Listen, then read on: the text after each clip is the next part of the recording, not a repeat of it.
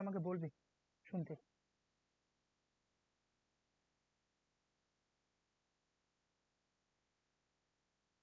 আজকে আজকে বিজয়নগর সাম্রাজ্য হবে, হ্যাঁ তোমাদের আগেই বলেছিলাম এটা। স্যার সাউন্ডটা আস্তে আসছে। হ্যাঁ, শোনা যাচ্ছে না?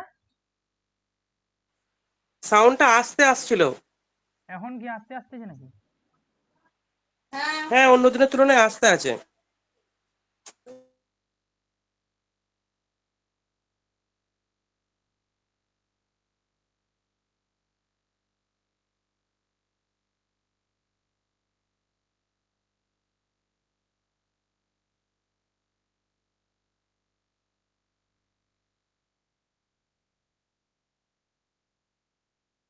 আচ্ছা, একটু দাঁড়া তাহলে। এবার দেখো তো, এবার বলো। শুরু করুন, হ্যাঁ ঠিক আছে। যদি ভয়েস না আসে বলবে, আর তিনটে অপশনের মধ্যে এখন কোনটাতে ভালো আসে আমিও বুঝতে পারি না। দেখো, বিজয়নগর সাম্রাজ্য এখান থেকে কিন্তু প্রশ্ন হয়, হ্যাঁ। তো এখানে যে বিষয়গুলো একটুখানি ভালো মতো করে দেখবে, যে সবকিছু পড়ার দরকার নেই, যেগুলো গুরুত্বপূর্ণ সেগুলো পড়বে, অনেক কিছু আছে এর মধ্যে। তো আমার নোটটা যেভাবে বানানো আছে, বিজয়নগর থেকে যেটা আসার মতো সম্ভাবনা সেখানে হচ্ছে ওই আহ, বিদেশি যে সমস্ত ট্রাভেলার্সরা আসছিল তাদের ব্যাপারে একটু ভালো মতো জানবে, কখন কার সম্পর্কে কখন আসছিল, তাদের মুদ্রাগুলো আর তাদের প্রশাসনিকটা একটু ভালো মতো করে পড়বে। আর ওইদিকে হচ্ছে কৃষ্ণদেব রায়টা ভালো মতো করে পড়বে, ওইগুলোর মধ্যে থেকেই কমন পাওয়া যায়। দেখো কি বলছে, বিজয়নগর সাম্রাজ্য হচ্ছে তুঙ্গাভদ্রা নদীর তীরে 1336 খ্রিস্টাব্দের সময়টা। দেখো এখানে মোহাম্মদ বিন তুগলকের সময়কালে হরিহর এবং বুক্কো দ্বারা মোহাম্মদ বিন তুগলকের সময় এটা প্রতিষ্ঠা করেছিল এই বিজয়নগর সাম্রাজ্য। কৃষ্ণা নদীকে বাহমনি এবং বিজয়নগর সাম্রাজ্যের সীমানা হিসাবে বিবেচনা করা হতো। ওই সময়কালে যখন বিজয়নগর সাম্রাজ্য গড়ে উঠেছিল, তোমরা জানো বিজয়নগর আর বাহামনি সাম্রাজ্য মধ্যে একটা বিশাল দ্বন্দ্ব ছিল।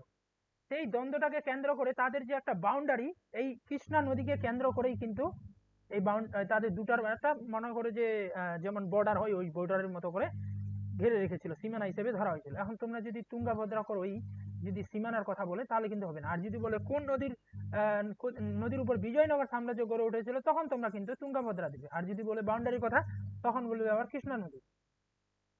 কৃষ্ণা নদী উত্তরে ছিল বাহমনি সাম্রাজ্য এবং দক্ষিণে ছিল হচ্ছে বিজয়নগর সাম্রাজ্য। এটাও মনে রাখবে যে কৃষ্ণা নদীর উত্তরে, দক্ষিণে, পূর্ব, পশ্চিমে কোন দিকে ছিল বিজয়নগর সাম্রাজ্যটা। হরিহর এবং বুক্ক তাদের গুরু ছিল হচ্ছে বিদ্যারণ্য এবং তার ভাই সায়ন। আর সায়নের কথাটা তোমরা আগেও পড়েছিলে, যখন আমি তোমাদের ঋগ্বেদিক নোট দিয়েছিলাম ওইখানে, যে এই সায়ন বিখ্যাত বেদের টিকাকার বা ভাষ্যকার ছিল। বিজয়নগর সাম্রাজ্যের রাজধানী, এবার দেখো পরপর রাজধানীগুলো। প্রথমে তো বিজয়নগর ছিল, তারপরে হচ্ছে অ্যানোগন্ডি, সরি প্রথমে হচ্ছে অ্যানোগন্ডি, তারপরে হচ্ছে বিজয়নগর বা বিদ্যানগড়, তারপর হচ্ছে পেনুগুন্ডা, তারপরে লাস্টে হচ্ছে চন্দ্রগিরি। এই চারটা তাদের রাজধানী ছিল। বিজয়নগরের বর্তমান নাম হচ্ছে হাম্পি, আর এটা এখন বর্তমানে কর্ণাটকে। আমি একটু নোটটাকে আপডেট করে দেবো, তখন এখানে মার্কেটে লিখে দিব যে কর্ণাটক বর্তমানে। আর হাম্পি ধ্বংসাবশেষ 1800 খ্রিস্টাব্দে কলিন ম্যাকেনজি, একজন প্রত্নতত্ত্ববিদ দ্বারা আলোকিত করা হয়েছিল। তিনি প্রথম এই স্থানের জরিপ বা মানচিত্র তৈরি করেছিলেন, এটাও মনে রাখবে, সেটা হচ্ছে কলিন ম্যাকেনজি। যে এটাতে মানে হাম্পিটা যে ধ্বংস হয়েছিল তার এখানে খোঁজ খবর বলো বা মানচিত্রটা বলো, তিনি হচ্ছে এটা আবিষ্কার করেছিল। আচ্ছা, সঙ্গমদের মধ্যে দেখো এবার সঙ্গম বংশ সর্বাধিক 149 বছর এবং শালুক বংশ সম্ভবত সব থেকে কম 20 বছর রাজত্ব করেছিল। এখন দেখো এখানে সঙ্গম আছে, শালুক আছে, তুলুক আছে, আরবিডু আছে। এই বাহামনি সাম্রাজ্যের চারটা রাজবংশকে কেন্দ্র করেই তো বাহামনি সাম্রাজ্য ছিল। এখন যদি হুট করে এখানে জিজ্ঞাসা করে নেয় এই চারটার মধ্যে কারা সব থেকে বেশি সময় ধরে রাজত্ব করেছিল, তখন তোমাদের দিতে হবে সঙ্গমটা। যেমন আমরা আমাদের তুগলক বংশ ওই সুলতানি পিরিয়ডের তুগলকরা সব থেকে বেশি, ঠিক একই রকম ভাবে এরকমই, যে এখানে হচ্ছে সঙ্গমটা সব থেকে বেশি বছর ধরে 149, আর সব থেকে কম হচ্ছে সালুকরা, এই যে সালুক। আর বিখ্যাত এবার এখানেও দিয়েছি দেখো, যে তুলুক সব থেকে শ্রেষ্ঠ কেন, তুলুবের মধ্যে ওই কৃষ্ণদেব রায় আছে, এই জন্য তুলুক বংশটাকে সব থেকে শ্রেষ্ঠ বংশ হিসেবে মনে করা হয়। সঙ্গম বংশের সময়সীমা হচ্ছে 1336 থেকে 1485 খ্রিস্টাব্দ।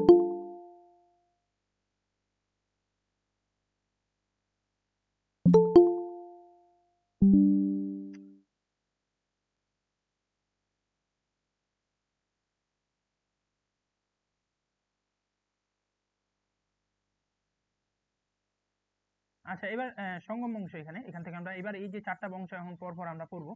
প্রথম হচ্ছে সঙ্গম রাজবংশ। কি বলছে? সঙ্গম রাজবংশের প্রথম শাসক ছিল হচ্ছে হরিহর প্রথম, যেখানে এই মানে সঙ্গম বংশের শেষ শাসক ছিল হচ্ছে দ্বিতীয় বিরূপাক্ষ। তোমাদের এইভাবে পড়তে হবে, মানে নোটগুলো এইভাবে বানিয়েছি যেখান থেকে যেমন করে প্রশ্ন হতে পারে, যে যদি এখন হুট করে বলে যায় যে স্পেসিফিক ভাবে এটাকে শুধুমাত্র যে সঙ্গম বংশের শেষ শাসক কে ছিল, দ্বিতীয় বিরূপাক্ষ। এখন আবার তোমরা সঙ্গম বংশ বলছে, আবার আরবিডু বংশের শেষ শাসকটা দেখে নিও না, ওই জন্য যখন প্রশ্নগুলো করবে না মনে হতে পারে ইজি, সব ঠিক করে আসছি, ভাষাটা দেখবে একটু ভালো মতো করে পড়ে করবে উত্তরগুলো। তবে হরিহর প্রথম থেকে আমরা শুরু করি। হরিহরকে সমুদ্রের অধিপতি বলে বর্ণনা করা হয়েছে 1342 খ্রিস্টাব্দে অ্যানাগন্টিতে পরিবর্তে বিজয়নগরকে রাজধানী করেছিলেন। এখানে ডিরেক্ট প্রশ্ন আসতেই পারে যে অ্যানাগন্টির পরিবর্তে বিজয়নগরকে কে রাজধানী বানিয়েছিল, সেটা হচ্ছে প্রথম হরিহর। 1352 থেকে 53 খ্রিস্টাব্দে তিনি মাদুরা জয় করেছিলেন।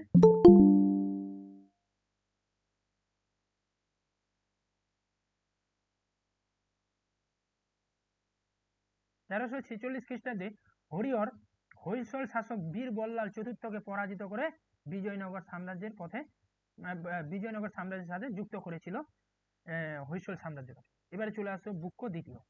এই বুক্ক দ্বিতীয় বুক্ক প্রথম, এটা মানে 2 নম্বর শাসক। বুক্ক প্রথমের যেটা খুব গুরুত্বপূর্ণ আসে, যে কোন সঙ্গম বংশের শাসক চীনে দুধ প্রেরণ করেছিল, সেটা হচ্ছে বুক্ক প্রথম। এই প্রশ্নটা কিন্তু আসে, সময়টা এখানে দিয়েছি। তাকে 3 সাগরের অধিপতি বলা হয়, একে বলা হয় সমুদ্রের অধিপতি, আর একে আবার বলা হয় 3 সাগরের অধিপতি। বাহামণি এবং বিজয়নগরের মধ্যে যুদ্ধের কারণ ছিল রায়চুর দোয়াব অঞ্চলকে কেন্দ্র করে। বুক্ক প্রথমের সময় বাহামণি এবং বিজয়নগর সাম্রাজ্যের মধ্যে দীর্ঘস্থায়ী যুদ্ধে লিপ্ত হয়। দেখো এখন যদি পরীক্ষাতে আসে কোন বাহামণি শাসক বা সঙ্গম বংশের শাসক, বাহামণি দিয়ে দিতে পারে যে বাহামণি শাসক সর্বপ্রথম বা বিজয়নগরের শাসক বাহামণি সাম্রাজ্যের সাথে যুদ্ধে লিপ্ত হয়েছিল, সেটা হচ্ছে বুক্ক প্রথম। 1367 খ্রিস্টাব্দে বুক্কা বা বুক্ক বাহামণি সুলতান মোহাম্মদ শাহ প্রথমের সাথে যুদ্ধ করেন। এই যুদ্ধেই প্রথমবার বারুদের ব্যবহার করা হয়েছিল। এখন দেখো এখানে ভালো করে বুঝবে, পানিপথের যুদ্ধ কত? 1526 খ্রিস্টাব্দে। ওখানে কামান, বন্দুক ইত্যাদি ব্যবহার করা হয়েছিল, কিন্তু সর্বপ্রথম এইখানে কিন্তু বারুদের ব্যবহার করা হয়েছিল, এটা মনে রাখবে। তবে অবশ্যই সফলভাবে প্রয়োগ করেছিল সেটা বাবর। কিন্তু যদি এখন বলে কোন কারা সর্বপ্রথম বারুদের ব্যবহার করেছিল, তখন কিন্তু তোমাদের এই বিজয়নগর সাম্রাজ্য দিতে হবে। আচ্ছা, তারপরে বুক্ক প্রথম বেদমার্ক প্রতিষ্ঠাপক উপাধি গ্রহণ করেছিলেন এবং বৈদিক মগ্ন প্রবর্তক নামে একটি গ্রন্থ রচনা করেছিলেন। বেদমার্ক কেন বলা হয়? কারণ তিনি বৈদিক জ্ঞানের প্রতি আগ্রহ ছিল বলে। তেলেগু কবি নাচনা সোম বুক্ক প্রথমের দরবারে ছিল। খুব গুরুত্বপূর্ণ, এইগুলো আসে যে নাচনা সোম কার দরবারে ছিল। এবার চলে আসো দ্বিতীয় হরিহর দ্বিতীয়। বল্লুর অনুদানে নিবন্ধে তাকে বাল্মীকি এবং রাজা বেশ বলা হয়েছে এই হরিহর দ্বিতীয়। 1377 খ্রিস্টাব্দে বাহামণি সাম্রাজ্যের কাছ থেকে বেলগাঁও গোয়া দখল করেন এবং দাবল চোল বন্দরও লাভ করেন। পরীক্ষাতে আসে যে গোয়া কে দখল করেছিল, সঙ্গম বংশের মধ্যে, সেটা হচ্ছে দ্বিতীয় হরিহর। দ্বিতীয় হরিহর প্রথম কি বলছে উত্তর শ্রীলঙ্কায় একটি সমুদ্র অভিযান পাঠান এবং সেখানকার রাজার কাছ থেকে কর আদায় করেছিলেন। হরিহর দ্বিতীয় প্রথম মহারাজাধিরাজ এবং রাজ পরমেশ্বর উপাধি গ্রহণ করেছিলেন। এই যে এই প্রশ্নটা খুব গুরুত্বপূর্ণ আসে। ঐতিহ্য ব্রাহ্মণের ভাষ্যকার সায়ন, তারপর হচ্ছে সুদর্শন সংকলনের রচয়িতা মাধবাচার্য, হরি বিলাসের রচয়িতা শ্রীনাথ তার দরবারে ছিল। এরা তিনজনই দরবারে ছিল।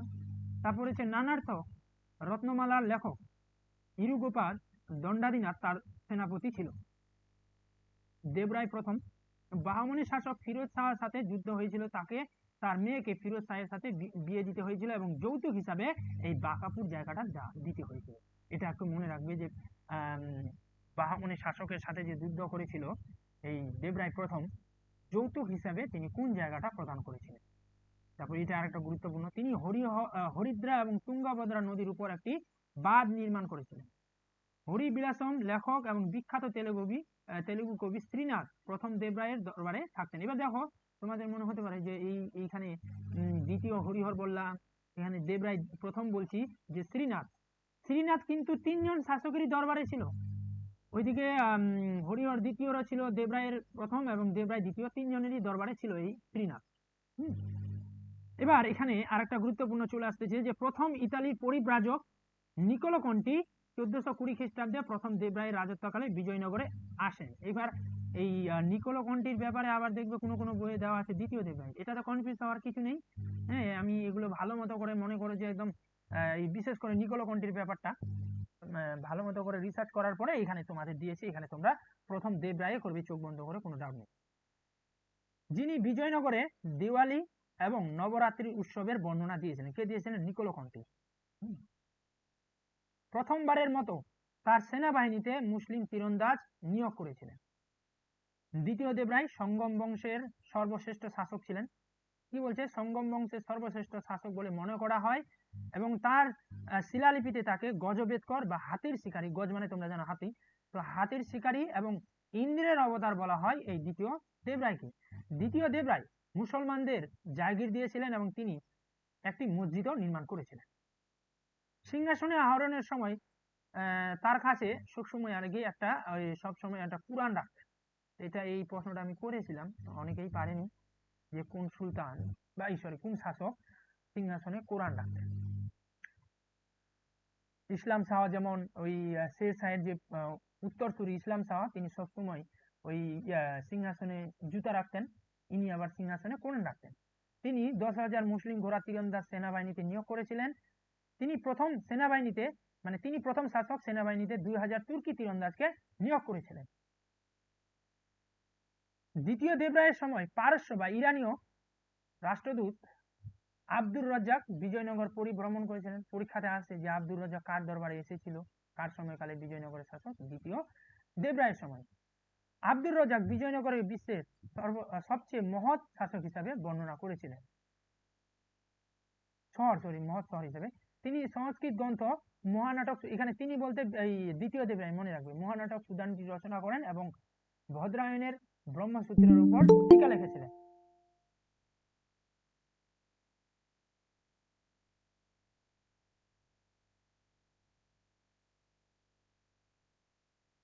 এই তেলুগু কবি এখানে শ্রীনাথকেও পাচ্ছ।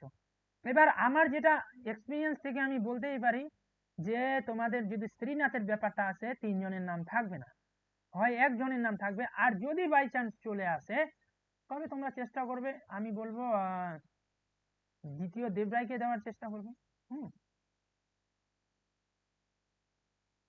দ্বিতীয় দেবরায় এগুলো দেবরায় প্রথমও হয় কি এইভাবে, আমার মনে হয় না প্রশ্নটা আসবে। ঠিক আছে, অনেকে তো বিভিন্ন ধরনের প্রশ্নগুলো করে, ওইভাবে কি স্পেসিফিক ভাবে দেওয়া যায়? আমাকে প্রশ্ন করেছিল শ্রীনাথ একজনের কথা বলে, আমি কি করে একজনের কথা বলি বলো?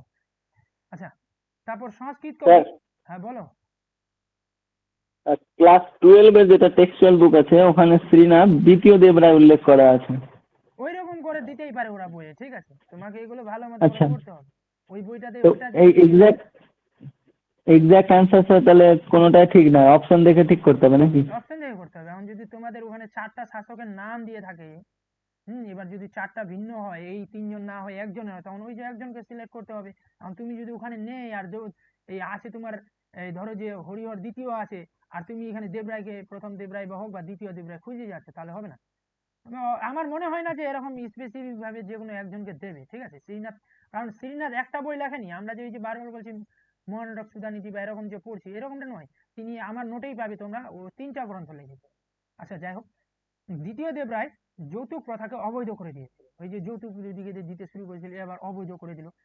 আর এমনিতে জানো যে চীনা পরিব্রাজক মাহুয়ান গিয়াসুদ্দিন আজম শাহের সময়কালে বাংলার যে শাসক ছিল গিয়াসুদ্দিন আজম শাহ, সেই সময় এসেছিল।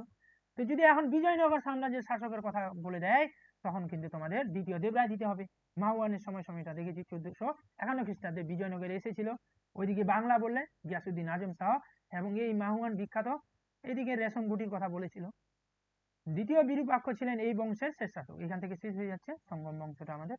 তারপরে শালুক বংশ, শালুক বংশের বিশেষ কিছু নেই এখানে, যে 1585 খ্রিস্টাব্দে নরসিংহ শালুক এই বংশের প্রতিষ্ঠা করেছিল, তাকে বলা হয় কালাপাহাড়। এবার চলে আসো তুলুক রাজবংশ, এটা বিশেষ কিছু নেই এখানে। তুলুক রাজবংশ বা তুলুক, অবশ্যই কিন্তু এই সময়সীমা গুলো দেখবে কিন্তু, হ্যাঁ, যে কোনটাতে কতটা। বীর নরসিংহ শালুক রাজবংশের অবসান ঘটিয়ে তুলুক রাজবংশের ভিত্তি স্থাপন করেছিলেন। আর তুলুক বংশের সর্বশ্রেষ্ঠ শাসক তোমরা জানো কৃষ্ণদেব রায়, 1509 থেকে 1529 খ্রিস্টাব্দে। এখন এখান থেকে প্রশ্ন এরকম করে, ওই যে বললাম না ইতিহাসের প্রশ্ন হাজার ধরনের বানানো যায়, এই যে আমি গ্রুপগুলোতে প্রশ্ন করি, এগুলো আমি নিজে থেকে বানাই, নাকি কোনো বই আছে যে ওই যেমন হচ্ছে কালকে একটা করলাম যে কে দুইবার বাংলার গভর্নর জেনারেল পদে ছিলেন। এখন ওখানে অনেকে ক্লাইভ করে আছে, অনেক বাংলার গভর্নর জেনারেল বলেছে, ক্লাইভ ছিল গভর্নর, মানে কর্নওয়ালিস ছিল দুইবার, দ্বিতীয়বারে যখন আসলো তো মানে 2 মাস না 3 মাসের মতো গভর্নর জেনারেল পদে ছিল, তখন তো তিনি মারাই গেল। ওই একমাত্র বাংলার দুইবার গভর্নর জেনারেল পদে বসেছিলেন। আর গভর্নর তো লবার্ট ক্লাইভ, ওটা কেন দিতে হবে, ওটা তো সবাই পারবে সবাই। এবার তারপর দেখো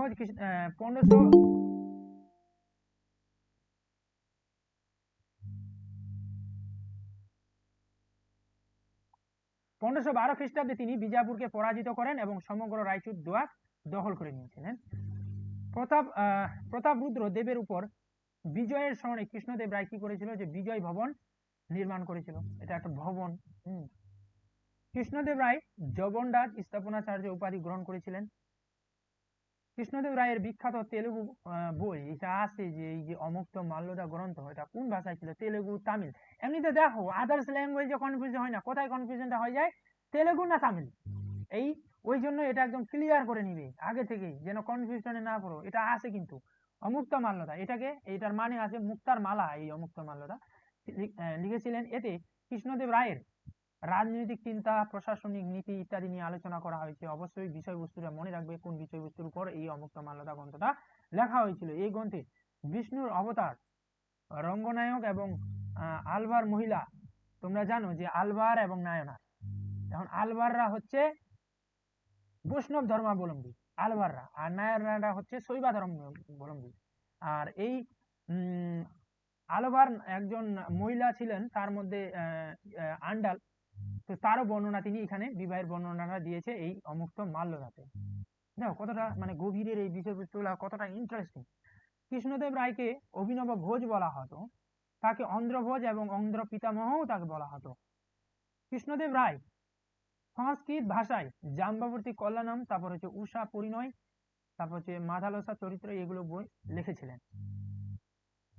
8 জন মহান কবিদের মধ্যে আল্লাস্বামী পেড্ডান ছিলেন সর্বশ্রেষ্ঠ এবং বিশিষ্ট। মানে এই মানে কৃষ্ণদেব রায়ের, যেমন আমরা ইসে পড়ি না ওইদিকে গুপ্ত শাসকদের, দ্বিতীয় চন্দ্রগুপ্তের নবরত্ন পড়ি, তারপরে হচ্ছে ওইদিকে তারপরে আকবরের সময় নবরত্ন পড়ি, ঠিক একই রকম সময় এই কৃষ্ণদেব রায়ের কাছে মানে দরবারে অষ্টাদিগ্গজ ছিল। অষ্টাদিগ্গজ বলতেই পারো যে 8 জন এরকম মানে জ্ঞানী গুণী ব্যক্তির সমাবেশ ছিল, তার মধ্যে একজন হচ্ছে এই আল্লাস্বামী পেড্ডানা বা পেড্ডন। পেড্ডনকে অন্ধ্র কবিতা পিতামহ, তেলুগু কবিতার জনকও বলা হয়। তিনি ছিলেন কৃষ্ণদেব রায়ের রাজকবি, যিনি এই পেড্ডন আবার কি কি লিখেছিল, মণিচরিতম বা মণিচরিত, তারপরে স্বরচরিতম সম্ভব, তারপরে হচ্ছে হরিকথা সার, নশন নামে সাহিত্য রচনা করেছিলেন। এই 3টা একটু মনে রাখবে, দিতে পারে এই যে 3টার মধ্যে তিনি কোনটা লেখেনি। এই যে অষ্টাদিগ্গজের কথাটা বলেছি আমি, অষ্টাদিগ্গজের অন্যান্য কবিরা বা কারা কারা, আর অষ্টাদিগ্গজের মধ্যে এগুলো হালকা করে না চোখ বুলিয়ে নিবে, জানি না দিতেও পারে। এখন যদি খুব ক্রিটিক্যাল প্রশ্ন দেয় তখন এগুলো দিতে পারে। যে এই যে আমরা সাধারণত কি নবরত্নরা পড়ি, গুপ্তদের নবরত্ন পড়ি, ওইদিকে হচ্ছে আকবরের নবরত্ন পড়ি, এদের নবরত্নরা হালকা করে পড়ে নিবে। এখন যদি দিয়ে দেয় যে এর মধ্যে কে নবরত্ন ছিল না, মানে অষ্টাদিগ্গজের মধ্যে ছিল না, তখন তো না পড়লে তুমি আইডেন্টিফাই করতে পারবে। ওই জন্য একটুখানি চোখ বুলিয়ে নিবে। তার রাজত্বকালকে তেলুগু সাহিত্যের স্বর্ণযুগ বলা হয়। কৃষ্ণদেব রায় তার মা নাগালা দেবীর স্মরণে তিনি বিখ্যাত একটা নগর নির্মাণ করেছিলেন, সেটা হচ্ছে নাগালপুরা নামে একটি বিখ্যাত শহর প্রতিষ্ঠা করেছিলেন, এবং তার স্ত্রীর স্মরণে হাসপেট নামে একটি শহরে প্রতিষ্ঠা করেছিলেন বা নগরে প্রতিষ্ঠা করেছিলেন। আচ্ছা, পর্তুগিজ পর্যটক ডোমিনিগো পাইজ আর হচ্ছে এডওয়ার্ড বারবোসা এই সময়কালে বা তার দরবারে এসেছিলেন। কৃষ্ণদেব রায় হাজারা মন্দির বা হাজার স্বামী মন্দির, যাকে রামকে উৎসর্গ করে নির্মাণ করেছিল, আর বিঠল স্বামী মন্দির কৃষ্ণকে উৎসর্গ করেছিল, এই দুটি মন্দির নির্মাণ করেছিল, হাজার স্বামী মন্দির আর হচ্ছে বিঠল স্বামী মন্দির। নীলকান্ত শাস্ত্রীর মতে চিদাম্বরম মন্দির কৃষ্ণদেব দ্বারা নির্মিত হয়েছিল বলে মনে করা হয়। কৃষ্ণদেব রায়ের রাজগুরুর নাম ছিল হচ্ছে ব্যাসরাজ। কৃষ্ণদেব রায় বিবাহ কর তুলে দিয়েছে। বাবর তার আত্মজীবনীতে কৃষ্ণদেব রায়কে ভারতের সবচেয়ে শক্তিশালী শাসক হিসাবে বর্ণনা করেছিল। যখন আমি ওই মোগলটা যাব, এরপরেই তো মোগলটা ধরতে হবে আমাদের, তো ওইখানে দেখবে বাবর তার আত্মজীবনে 2 জন হিন্দু শাসকের কথা বলেছে এবং 5 জন মুসলিম শাসকের কথা বলেছে। তার মধ্যে এই যে মানে এই এতগুলো শাসকের মধ্যে সব থেকে হিন্দুস্তানের শক্তিশালী শাসক বলেছিল এই কৃষ্ণদেব রায়কে, তার বাবর নামাতে। কৃষ্ণদেব রায় বৈষ্ণব ধর্মের বিশ্বাসী ছিলেন বা বৈষ্ণব ধর্মাবলম্বী ছিলেন। পরীক্ষাতে তো আসে এটা যে কৃষ্ণদেব রায় কোন ধর্মাবলম্বী ছিলেন, বৈষ্ণব, শৈব। এখন এইগুলাতে কনফিউজ হওয়ার কিছু নেই, কনফিউজটা হয়ে যায় ওই দুটোতে, যারা পড়েনি বৈষ্ণব না শৈব হালকা করে দেখেছে। পর্তুগিজ গভর্নর আলবুকার্ক 1510 খ্রিস্টাব্দে ফাদার লুইসের নেতৃত্বে বিজয়নগরে একটি বাণিজ্য ও বার্তাবাহক মিশন পাঠিয়েছিলেন। কৃষ্ণদেব রায় এই পর্তুগিজ মিশনকে ভাটকলের একটি দুর্গ নির্মাণের নির্দেশ দিয়েছিলেন বা অনুমতি দিয়েছিলেন। আর ওই পর্তুগিজরা আবার এই কৃষ্ণদেব রায়কে বিজয়নগর যে জয় করেছিল, পর্তুগিজরা বিজয়নগরের শাসক কৃষ্ণদেব রায়কে সহায়তা করেছিল, এটা একটু মনে রাখবে। এখন তোমাদের একটা কথা বলি এখানে, যে ধরেও নাও যে তোমাদের এই ইনফরমেশনটা যদি আজকে না বলতাম আমি, যে এখানে যদি এরকম করে অপশন থাকতো যে কৃষ্ণদেব রায় যখন দুয়াব অধিকার করেছিলেন, দুয়াব তো নয়, দুয়াব ছিল কি এখানে, দাঁড়াও দেখি, এই যে বিজাপুর জয় করেছিলেন, তখন কারা সহায়তা করেছিল? যে এই তখন অপশনগুলো দিয়ে দিবে ডাচ, পর্তুগিজ, ইংরেজ, এইভাবে দিতে পারে প্রশ্নটা। এখন তোমরা ধরো যে আমি বলিনি, এখানে মোটামুটি তোমাদের তো একটা অনুমান আসলো যে পর্তুগিজ পর্যটক আলবুকার্কের সাথে তার একটা সম্পর্ক ছিল, তাহলে নিশ্চয়ই ওইভাবে একটু ভাবনা চিন্তা করে পর্তুগিজটা তোমাদের করতে হবে। এইভাবে উত্তরগুলো করতে হয়, সব যে কমন পাবে ডিরেক্ট তা কখনোই আশা করতে নেই। তারপর হচ্ছে চলে আসো কৃষ্ণদেব রায়ের পর অচ্যুতদেব রায়। পর্তুগিজ পর্যটক এবং ঘোড়া ব্যবসায়ী নুনিস তার দরবারে বা তার সময়কালে এসেছিল বিজয়নগর সাম্রাজ্যে। তার গ্রন্থটার নাম হচ্ছে ক্রনিকল অফ ফার্নাস, এই নুনিজের গ্রন্থটার নাম। তার রাজ্যাভিষেক হয়েছিল 2 বার, একমাত্র শাসক, এর 2 বার হয়েছিল। তিরুপতি মন্দিরে তার রাজ্যাভিষেক হয়েছিল। এবার চলে আসো সদাশিব রায়। সদাশিব ছিলেন তুলুভ রাজবংশের শেষ শাসক, এই তুলুভ রাজবংশের। আর তোমরা জানো সদাশিব রায়ের মন্ত্রী ছিল হচ্ছে রাম রায়। এবার চলে আসো তার সময়কালে বিখ্যাত তালিকোটার যুদ্ধ, এই সদাশিব রায়ের সময়কালে। বেরার ছাড়া এই যে দেখো বিজাপুর, গোলকুন্ডা, আহমেদনগর, বিদর। এবার ভালো করে বুঝবে, মানে ওই সময়কালে 5টি রাজবংশ ছিল, একটা হচ্ছে বেরার, বিজাপুর, গোলকুন্ডা, আহমেদনগর আর বিদর। এই 5টার মধ্যে এই 4টার মধ্যে 5টা পরে আসবে, আপাতত 4টা। তো এই বেরার আর কি সহায়তা দান করেনি। তো প্রশ্নটা এখানে কেমন করে হয় যে তালিকোটার যুদ্ধে এই জায়গাগুলো এখান থেকে কনফিউশনে ফেলার জন্য হয়তো এটা বা এটা তুলে দিবে, এইটা দেয় যে আহমেদনগর, বিদর, বিজাপুর আর হচ্ছে বেরার। তখন বলবে এই 4টার মধ্যে তালিকোটার যুদ্ধে কারা যোগদান করেন, গোলকুন্ডটা দেয় না, এইগুলো দেয়। তো তখন এই বিদর আর বেরারকে নিয়ে অনেকে গন্ডগোলটা পেকে যায়, যে বেরার হচ্ছে এই তালিকোটার যুদ্ধে যোগদান করেন। অন্য 4টি বাহামনি রাজ্য, এখানে না বাহামনি রাজ্যে 5টা রাজবংশ ছিল, এই যে বেরার, বিজাপুর, গোলকুন্ডা, আহমেদনগর এবং বিদর। তো এগুলো মনে রাখতে হবে যে কোথায় কোন রাজবংশ ছিল, আমার লিস্টটা দেওয়া আছে, এখানে পেয়ে যাবে তোমরা। তো বিজয়নগরের বিরুদ্ধে একটি যৌথ জোট গঠন করেছিলেন। বিজাপুরের আলী আদিল শাহ ছিলেন এই সমিতির প্রধান। মানে এই যে 4জন মিলে যে একটা সংগঠন করেছিল 4টা রাজবংশ মিলে, তার মধ্যে এই বিজাপুরের শাসক আলী আদিল শাহ ছিলেন হচ্ছে মনে করো যে হেড। 23 থেকে 25 জানুয়ারি 1565 খ্রিস্টাব্দে সম্মিলিত সেনাবাহিনী তালিকোটার যুদ্ধে, যেটাকে রাক্ষস ভূমের যুদ্ধ আবার বানিহাটির যুদ্ধ বলা হয়, বিজয়নগরের সেনাবাহিনীকে পরাজিত করে দিয়েছিল। ঐতিহাসিক ভেঙ্কটামন্য এই যুদ্ধকে বিজয়নগরের ইতিহাসে ওয়াটারলুর, এই যে ওয়াটারলুর, এই কি বলে তোমার ওই নেপোলিয়নের সাথে যে ওয়াটারলুর যুদ্ধটা হয়েছিল সেই যুদ্ধের সাথে তুলনা করেছিলেন, অভিহিত করেছেন। ঐতিহাসিক এনার্সেল, এটা খুব গুরুত্বপূর্ণ, এই গ্রন্থটা আছে মাঝে সাঝে গ্রন্থটা আছে, যে এ ফরগটন এম্পায়ার গ্রন্থটি কার লেখা, যেটা তালিকোটা যুদ্ধের কথা জানা যায় বা বিজয়নগর সাম্রাজ্যের উপর লিখেছিলেন, সেটা হচ্ছে সাহেল। তালিকোটার যুদ্ধের একজন প্রত্যক্ষদর্শী ছিলেন, নিজের চোখে দেখেছিলেন এই তালিকোটার যুদ্ধটা। আর তার এ ফরগটন এম্পায়ার গ্রন্থে বিজয়নগরের ইতিহাস এবং এই যুদ্ধের বর্ণনা করতে গিয়ে তিনি বলেছিলেন বা লিখেছিলেন, বিশ্বের ইতিহাসে বিজয়নগরের মতো এত গৌরবময় শহর আর কখনো ধ্বংস হয়নি। এই যুদ্ধের পর মানে যখন তালিকটার যুদ্ধটা বা রাক্ষস ভুবনের যুদ্ধটা হয়ে গেল, এই যুদ্ধের পর ফেডারিক সিজার নামে একজন পর্যটক বিজয়নগরে বেড়াতে এসেছিলেন। পরীক্ষাতে কেমন করে প্রশ্নটা এখান থেকে আসতে পারে যে যে বিজয়নগর সাথে যে বাহামনির যুদ্ধ বা ওই চারটা রাজবংশের সাথে যে যুদ্ধ হলো, তালেকোটার যুদ্ধ, সেই যুদ্ধের পরে কে বিজয়নগর সাম্রাজ্যে পরিভ্রমণ করতে এসেছিলেন, তখন আবার উত্তরটা হয়ে যাবে ফেডার সেজারি। এবার দেখা হলো যে লাস্ট রাজবংশ হচ্ছে আরবিটু রাজবংশ, 1570 থেকে 1649। তিরুমল বিজয়নগরের জায়গায় পেনুগোন্ডাকে রাজধানী করেছিলেন। পরীক্ষাতে আসতে পারে যে পেনুগোন্ডা কে বিজয়নগরের রাজধানী বানিয়েছিল? তিরুমল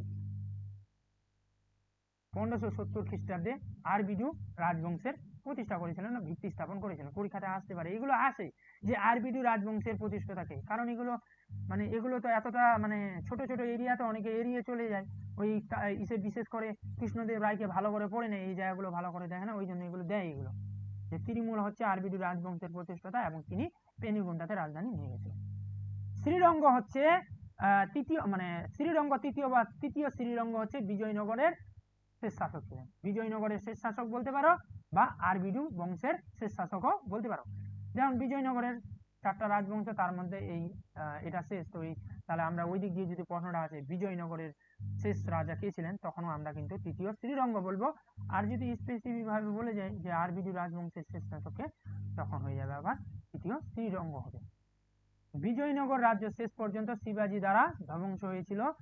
বার্টেনস্টাইন বলেছেন বিজয়নগর একটি যুদ্ধ রাষ্ট্র। পরীক্ষাটা আছে যে বিজয়নগরকে একটি যুদ্ধ রাষ্ট্র বলে কে উল্লেখ করেছিলেন, সেটা হচ্ছে বার্টেনস্টাইন।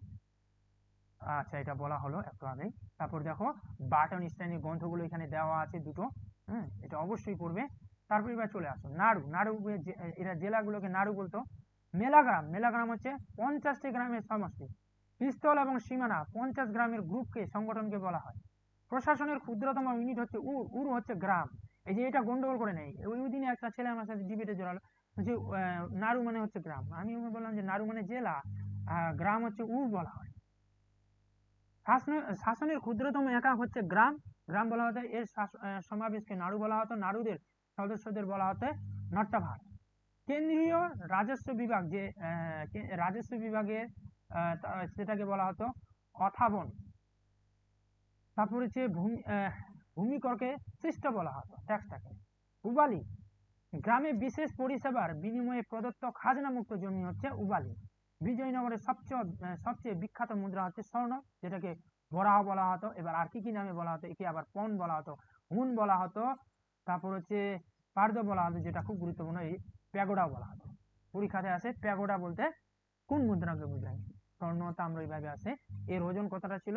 ওরা দানা বলতো 52 দানা। ছোট সোনার মুদ্রাকে কি বলতো? প্রতাপ বলতো, ফানাম বলতো। ছোট রৌপ মুদ্রাকে তারা তার বলতো। ধরেও ছিল হচ্ছে রৌপ মুদ্রা। হরিহর প্রথম এবং বুক্ক প্রথম, এই দুইজনের মুদ্রায় হনুমান এবং গরুর প্রতীক ব্যবহার করেছিলেন। খুব গুরুত্বপূর্ণ এই বিষয়গুলো। সামাজিক বিভাগকে কান্দাচার বলা হতো। সেনাপতিকে বলা হতো দণ্ডনায়ক। দ্বন্দ্ব কথাটা পারবে, দ্বন্দ্ব কথাটা, নায়ক আবার অন্য বুঝায়। সামরিক সেনানিবাস গুলোকে আবার কদগ্রাম বলা হতো। পর্তুগিজরা ঘোড়ার সরবরাহ করতো এখানে। যে মনে রাখবে, এই বাহামনি সাম্রাজ্যে বিদেশ থেকে যেটা সব থেকে বেশি আমদানি হতো সেটা হচ্ছে ঘোড়া। আর একদম স্পেসিফিক ভাবে প্রশ্নটা দিয়ে দেয়, এটা আসে খুব ইন্টারেস্টিং, যে বাহামনিরা কোথা থেকে বা বাহামনিরা কাদের কাছ থেকে ঘোড়া আমদানি করতো? পর্তুগিজদের কাছ থেকে। এখন নিব, শেষ তো হয়ে গেল, কি এটা দেখি তো, নেবই না এখন, ক্লাসে জয়েন করে কি করবো, শেষ হয়ে গেল এখন। আচ্ছা, এদিকে দেখো, নিকোলো কোন্টি লিখেছেন বিজয়নগরের প্রচুর সংখ্যক কৃতদাস ছিল। নিকোলো কোন্টি লিখেছেন যে বিজয়নগর রাজাদের 12,000 রানী ছিল। দেবদাসী প্রথার উল্লেখ পাওয়া যায় পদ্মপুরাণে। নিকোলো কোন্টি প্রথম সতীদাহ প্রথার উল্লেখ করেছেন। এবার ভালো করে বুঝবে, যেটা অনেকে মানে ব্যাপারটা কি হয় যে অনেকে পরে ব্যাপারগুলো গুছিয়ে পড়তে পারে না বলে উত্তরগুলো ঠিকঠাক বলতে পারে না, তখন এরা ডিবেটে জড়িয়ে পড়ে। যে নিকোলো কন্টি সর্বপ্রথম বিজয়নগর সাম্রাজ্যের সতীদাহ প্রথা উল্লেখ করেছিলেন, ঠিক আছে। কিন্তু এটা এরকম নয় যে শুধুমাত্র সেই উল্লেখ করেছিল, বারবোসা, নুনিস, সিজার ফেডারিক, পিয়েত্রা ডেলাবেল, এরা সবাই হচ্ছে প্রভৃতি বিদেশি ভ্রমণকারীরা তাদের নিজের চোখে সতীদাহ প্রথার বর্ণনা দিয়েছিলেন। তাহলে এখানে প্রশ্নটা কিভাবে আসতে পারে, যেটা খুব গুরুত্বপূর্ণ, যে বিজয়নগর সাম্রাজ্যের সর্বপ্রথম কে সতীদাহ প্রথার উল্লেখ করেছিলেন, তখন হবে নিকোলো কন্টি। আর যদি এরকম করে দিয়েই দেয় বাই চান্স যে এই 3 জনের মধ্যে বা 4 জনের মধ্যে কে ছিল না, দেখা গেলো এর মধ্যে যে কোনো 3টা নাম নিয়ে অন্য একটা নাম নিয়ে বলবে এর মধ্যে কে ছিল না আইডেন্টিফাই করো, তাহলে এই নামগুলো দেখে নিবে আর নিকোলো কন্টি দেখে নিবে।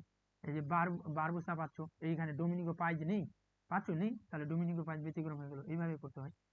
বারবোসার মতে যে মহিলাকে সতী করতো তাকে নেশা করানো। বারবোসার মতে লিঙ্গায়ত, চেত্রী এবং ব্রাহ্মণদের মধ্যে সতী কথা প্রচলন ছিল না। বিজয়নগরের সরকারি ভাষা তেলেগু। মাধব বিদ্যারণ্য পরাশর স্মৃতির উপর কাল নির্ণয় নামে একটি টিকা লিখেছিলেন বা ভাষ্য লিখেছিলেন শ্রীনাথ সিঙ্গার। এই যে তোমাদের একটু আগে বললাম না, শ্রীনাথ আরো 2টা গ্রন্থ ছিল, এটা হচ্ছে শৃঙ্গার দীপিকা, হচ্ছে শৃঙ্গার নৈষাদ নামেও তিনি গ্রন্থ লিখেছিলেন। দ্বিতীয় দেবরায় নানাক্ষার কাছ থেকে তেলেগুতে মহাভারত অনুবাদ করেছিলেন। খুব গুরুত্বপূর্ণ যে তেলেগুতে মহাভারতের কে অনুবাদ করেছিলেন, নানাক্ষা, দ্বিতীয় দেবরায়ের সময়কালে। কৃষ্ণদেব রায়ের রাষ্ট্রভাই সঙ্গীতজ্ঞ লক্ষ্মীনারায়ণ সঙ্গীত সর্বদয় রচনা করেছিলেন। গঙ্গা দেবী তার মাদুরা বিজয় গ্রন্থ লিখেছিলেন। এই গঙ্গা দেবীতে আছে মাদুরা বিজয় কাব্য কে লিখেছিলেন। তেলুগু সাহিত্যে 5টি মহাকাব্য, এখানে যে অমুক্ত মাল্যদা, কৃষ্ণদেব রায়, তারপর হচ্ছে মনুচরিত, তোমাদের একটু আগে বললাম পেটডানা, বাসুচরিত ভট্টমূর্তি, তারপর হচ্ছে রাঘব পাণ্ডবিয়ান, সেটা হচ্ছে পিঙ্গালি সুরাল, এগুলো 5টা তাদের এই কাব্য ছিল, মহাকাব্য ছিল, সেটা দেখে নিবে একটু। বীরভদ্র অভিগন্তলা শকুন্তলম তেলুগুতে, এটা অবশ্যই মনে রাখবে যে অভিগন্তলা শকুন্তলম তেলুগুতে কে অনুবাদ করেছিলেন, মাদুরা ছিলেন কন্নড় ভাষার প্রথম পণ্ডিত। কেতন ডান্ডে, এগুলো একটু দেখে নিবে, কেতন এইগুলো একটু দেখে নিবে। দ্বিতীয় দেবরায়ের রাজত্বকালে শ্রীনাথ হরিবিলাসম লিখেছিলেন। এখন যদি এইটারই কথা বলছিলাম, যে যদি এটা দিয়ে যায় যে শ্রীনাথ কাহার দরবারে হরিবিলাসমটা লিখেছিল, তখন তোমরা দিবে দ্বিতীয় দেবরায়ের সময়কালে। আর যদি বলে যে শ্রীনাথ কার দরবারে ছিলেন, এটা 3 জনের ছিল, ওই যে আগে তোমাদের গ্রন্থগুলো দেখালাম, এই সময়কালে লিখেছিল। তারপরে এখানে চলে আসো বিজয়নগর এবং বাহমনি সাম্রাজ্যে আগত বিদেশি পর্যটক, এখানে একটা লিস্ট দিয়েছি। ইবন বতুতা মরক্কো আফ্রিকার নিবাসী ছিলেন, তিনি 1400 শতকে হরিহর প্রথমের সময়কালে তিনি এসেছিলেন। আর এটা মোহাম্মদ বিন তুগলক, কেন যে মোহাম্মদ বিন তুগলকের সময়কালে তো এই বাহমনি সাম্রাজ্যের আবির্ভাব, বিজয়নগর সাম্রাজ্যের আবির্ভাব হয়েছিল, তা ওই দিক দিয়েও তোমরা ধরতে পারো। নিকোলো কন্টি, আব্দুর রাজ্জাক, এগুলো দিয়েছি, কারা কোথা থেকে এসেছিল সময়গুলো দিয়েছি, এবং কার দরবারে এসেছিল তার একটা মোটামুটি লিস্ট দেওয়ার চেষ্টা করি। তারপরে এটা খুব গুরুত্বপূর্ণ যে বাহমনি সাম্রাজ্য যখন ধ্বংস হয়ে গেল, তার উপর 5টি রাজবংশ গড়ে উঠেছিল, বিজাপুর, আহমেদনগর, বেরার, গোলকুন্ডা এবং বিদর। এবার এখান থেকে যেটা গুরুত্বপূর্ণ সেটা হচ্ছে বিজাপুরে যে রাজবংশ ছিল সেটা নাম কি আদিল শাহী, আহমেদনগরে নিজাম শাহী, বেরারে যেটা গুরুত্ব মানে গন্ডগোলটা ভাগায় এই বেরার আর বিদরকে নিয়ে। গোলকুন্ডাতে তো হয়ে যায় কুতুব শাহী, কারণ কুলি কুতুব শাহ প্রতিষ্ঠা করেছিল কুতুব শাহী। যে বেরার ইমাদ শাহী আর হচ্ছে বিদরে বারিক শাহী, এই দুটো নিয়েই অনেকে গন্ডগোলটাকে ভুল করে বসে। তো এটা অবশ্যই বংশপুঞ্জিটা ভালো করে মনে রাখবে যে বিদরে কারা কোনটা বংশে রাজত্ব করেছিল, আর প্রতিষ্ঠাতা গুলো দেখে নিবে অবশ্যই এই 4টা। আচ্ছা, এবার হচ্ছে ফরেন ট্রাভেলার্স, এটা তোমাদের যেটা আমি বলেছিলাম যে বিজয়নগর সাম্রাজ্য আর হচ্ছে বিদেশি ভ্রমণকারীদের নোটটার মধ্যে দেওয়া আছে। এবারে ভালো মতো করে দেখো, এখানে তোমরা পেয়ে যাবে যে নিকোলো কন্টি 1420 থেকে 1422 সালের মধ্যে প্রথম দেবরায়ের সময়কালে এসেছিলেন। বিজয়নগরে আসা প্রথম ইউরোপীয় যাত্রী ছিলেন তিনি।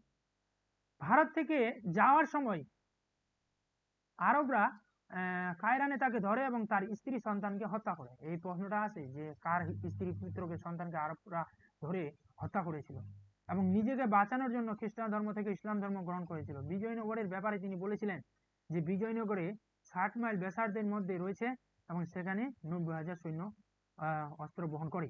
বিজয়নগরের রাজা ভারতের অন্য রাজাদের থেকে অনেক শক্তিশালী। তিনি সর্বপ্রথম সতী প্রথার উল্লেখ করেছিলেন। তিনি বলতেন এক ব্যক্তি একাধিক বিয়ে করতেন, কারণ তার মৃত্যুর পর সতী হয়ে তার সন্তুষ্টি ক্রিয়া জাঁকজমক ভাবে, এখানে হবে ওই সন্তুষ্টি নয়, ওইখানে যে ওই যে আমাদের যে মানে মারার পরে যে বিভিন্ন ক্রিয়াকর্মগুলো করা হয় সেটা যে জাঁকজমক ভাবে যেন করা হয়, তার জন্য নাকি তিনি বলছে যে এই বিজয়নগরের শাসকরা অনেকগুলো স্ত্রীকে বিয়ে করত। রাজার 12,000 জন স্ত্রী ছিল, তার মধ্যে 3,000 জন এই শর্তে নির্বাচিত হতো যে তারা রাজার মৃত্যুর পরে সতী হবে। এখন কতটা সত্যি এটা তো জানি না, কিন্তু আমাদের বর্ণনাটা জানতে হবে যে এই বর্ণনাটা কে দিয়েছিলেন বা উক্তিটা কে করেছিলেন। এবার চলে আসো আব্দুর রাজ্জাক, যেটা তোমরা এখানে পাবে। এইবারে ওই যে ইসের পরীক্ষাটা যে হলো মাদ্রাসার পরীক্ষাটা, তোমরা জানো একটা প্রশ্ন এসেছিল অপশন গুলো দিয়ে, তো ওখানে আব্দুর রাজ্জাক উত্তরটা হবে। ওটা ওখানে বলেছিল ফার্টিলাইটের ব্যাপারটা, তো এখানে পেয়ে যাবে। দেখি আমার নোটের মধ্যে 1442 খ্রিস্টাব্দে দ্বিতীয় দেবরায়ের সময়কালে তিনি এসেছিলেন। তিনি ফারসের সুলতান শাহরুখের রাজদূত হয়ে কালিকটের রাজা জামরিনের দরবারে সর্বপ্রথম এসেছিলেন। ওই যে কালিকটের যে সময় শাসক ছিল তার সময়কার জামরিনের দরবার থেকে তিনি সোজা একদম বিজয়নগরে চলে আসলো দ্বিতীয় দেবরায়ের দরবার। তার মতে দ্বিতীয় দেবরায়ের সময় বিজয়নগরে 300 বন্দর ছিল। এই প্রশ্নটা এইবারে নেটে এসেছিল, ভাবো তোমরা। তার মতে বিজয়নগরের মতো শহর সারা পৃথিবীতে না আগে দেখেছি না কানে শুনেছি। এর পরিধি এখানে একটা মাপ দিয়েছে, দেখে নিবে। তার সেনাতে 1,000 হাতি এবং 11,000 সৈন্য ছিল। বিজয়নগরের মানুষের মূল খাদ্য হচ্ছে গোলাপ ফুল। দেশের অধিকাংশ, এই যে এই প্রশ্নটা তোমরা জানো এবারের এই মানে সামনের যে সেটা হলো মাদ্রাসা সার্ভিস কমিশনের পরীক্ষাটা, এই প্রশ্নটা তো এসেছিল যে ফার্টিলাইটের কথা, বিজয়নগরে ফার্টিলাইটের কথা কে বলেছিল, উৎকর্ষতার কথা, সেটা হচ্ছে আব্দুর রাজ্জাক। দেশের অধিকাংশ ভালো কৃষি ক্ষেত আছে এবং ভূমি অনেক উপযুক্ত। এই যে ভূমি অনেক উপযুক্ত মানে এখানে ওই উর্বরতার কথাটা বলছে, সেখানে এগুলো ভালো করে বুঝতে হবে। এখন একটু যদি প্রশ্নটা ঘুরিয়ে দেয়, তোমরা এখন মাথাটাকে ইউজ করবে যে মানে এই জমি কৃষি বা ভূমির কথা এগুলো কে বলছে, এইভাবে ধরতে হবে। ওই যে বললাম তোমাদের যে ওইরকম করে ডিরেক্ট ওই সেন্টেন্সটাই থাকবে ওইরকম না, মোটামুটি একটা তোমরা আইডিয়া পাবে। সেই প্রশ্নটা এসেছিল। অ্যাথানিয়ান নিকিদিন কি বলছে, তিনি 1570 সালে বাহামনি শাসক তৃতীয় দেবরায়ের সময়কালে এসেছিলেন। তিনি রাশিয়ান নিবাসী ছিলেন, একমাত্র শাসক সর্বপ্রথম ট্রাভেলার যিনি রাশিয়ান ছিলেন প্রথম আর কি। ভারতে আসা প্রথম রুশ যাত্রী ছিল। বাহামনি সাম্রাজ্যে বিদরে পৌঁছেছিলেন। ভারতে দরিদ্রতার বর্ণনা করা প্রথম যাত্রী ছিলেন তিনি। পৃথিবী মানুষের পরিপূর্ণ, কিন্তু গ্রামের মানুষেরা চরম দুর্দশার মধ্যে রয়েছে। এই যে বললাম দরিদ্রতার বর্ণনা দিয়েছিল, দুর্দশা রয়েছে, যার অভিজাত বর্গরা অত্যন্ত সমৃদ্ধ এবং বিলাসিতার মধ্যে সুখ ভোগ করেন। বিদরের সাথে বিজয়নগরের বর্ণনা করেন। বিজয়নগরে না গিয়েও বিজয়নগরের তিনি বর্ণনা দিয়েছিলেন, কারণ তিনি বাহামনিতে ছিলেন। বিজয়নগরের সৈন্য এত দক্ষ, 1,00,000 পদাতিক এবং 50,000 ঘোড়সাওয়ার। এবার চলে আসো বারবোসা। পর্তুগিজ যাত্রী কৃষ্ণদেব রায়ের দরবারে এসেছিলেন এডওয়ার্ড বারবোসা। পর্তুগিজ সুবেদার আলবুকার্কের দোভাষী ছিলেন। এবার ভালো করে বুঝবে, দোভাষী কথাটা ইউজ করেছি আমি। তা আলবুকার্কের দোভাষী মানে কি, যে আমি যেটুকু জানি যে ধরো তুমি কোনো একটা ল্যাঙ্গুয়েজে, পার্টিকুলার একটা ল্যাঙ্গুয়েজে পারদর্শী, তোমাকে অন্য কোনো ভাষায় কথা বলার প্রয়োজন পড়ছে, যে তুমি পারছো না, আমি তোমাকে বুঝিয়ে দেওয়ার চেষ্টা করছি, এই ধরনের দোভাষী ছিল। তা পরীক্ষাতে আসে যে এডওয়ার্ড কি বলে তোমার আলবুকার্কের দোভাষী কে ছিল? বারবোসা। বিজয়নগরের সতী প্রথার উল্লেখ করেছিলেন তিনি। দেশীয় হীরা, তারপর হচ্ছে পেগুর লাল রত্ন, চীন এবং আলেকজান্দ্রিয়া রেশম এবং সিল্ক, মালাবারের থেকে সিঁদুর, মরিচ, চন্দন কাঠের বর্ণনা দিয়েছিলেন। এখন যদি সিল্কের কথা বলি, রেশম সিল্কের কথা, তখন তোমাদের এর কথা দিতে হবে, বারবোসার কথা। বার্থেমা ইতালির ছিল। উপাধি বীর সিপাহী। পর্তুগালিরা তাকে স্যার উপাধি দিয়েছিল। পেশায় তিনি সৈনিক ছিল। তিনি খাম্বাতে প্রতি বছর 300 বিদেশি জাহাজের কথা উল্লেখ করেছিলেন। তবে সেটা যেটা আসার মতো তোমাদের এসএসসিতে, যে পর্তুগালিরা কাকে স্যার উপাধিটা দিয়েছিল, বার্থেমাকে। বীর নরসিংহের, খুব গুরুত্বপূর্ণ এটা, যে বীর নরসিংহের সময়কালে তিনি এসেছিলেন। ডোমিনিকো পাই, এটা হচ্ছে কৃষ্ণদেব রায়ের সময়কালে এসেছিলেন। বিজয়নগরের প্রান্তের সংখ্যা তিনি 200টা বলেছিলেন, বা ওই প্রান্ত বলতে এখানে সুবা প্রভিন্স। তিনি বিজয়নগরকে রোমের খুব গুরুত্বপূর্ণ, যে রোমের সমান বৈভবশালী এবং বিশ্বের সবচেয়ে উঁচু নগর বলে উল্লেখ করেন। পরীক্ষাটা আছে যে বিজয়নগরকে রোমের সমান বৈভবশালী এবং বিশ্বের সবচেয়ে উঁচু শহর বলে কে বর্ণনা করেছিলেন? কৃষ্ণদেব রায়ের ব্যাপারে বলেন, চরিত্রের মানে তার শরীরের গঠনের বর্ণনা দিয়েছিলেন। মধ্যম উচ্চতা, ফর্সা, কিছুটা মোটা, রাজার মুখে গুটি বসন্ত রোগের দাগ রয়েছে। এক জায়গা থেকে শহর দেখা যায় না, শহরের মানুষদের সংখ্যা অগণিত, প্রতিটি জাতি এবং বর্ণের মানুষ এখানে রয়েছে। এদের বাজারে সম্পূর্ণ বিশ্বে এমন কোনো বস্তু ছিল না যা পাওয়া যেত না। বলছে এখানে বাজারে এমন কোনো কিছু বস্তু ছিল না যা পাওয়া যেত না। প্রতিটি রাস্তায় একটি, এই যে খুব গুরুত্বপূর্ণ এটাও আসে, যে প্রতিটি রাস্তায় একটি মন্দিরে রয়েছে কারণ মন্দিরগুলি সমস্ত কারিগরি এবং ব্যবসায়ীদের সমিতি ছিল। সেই সেন্টেন্সটা কে বলেছিল এরকম করে আছে। হীরা পাওয়া যেত এখানে। নুনিজ পর্তুগালীয় ইনি যাত্রী ছিলেন 1335-37 সালে। অচ্যুত দেবরায় তিনি সময়কালে এসেছিলেন, ঘোড়ার ব্যাপারী ছিলেন তিনি এই নুনিজ।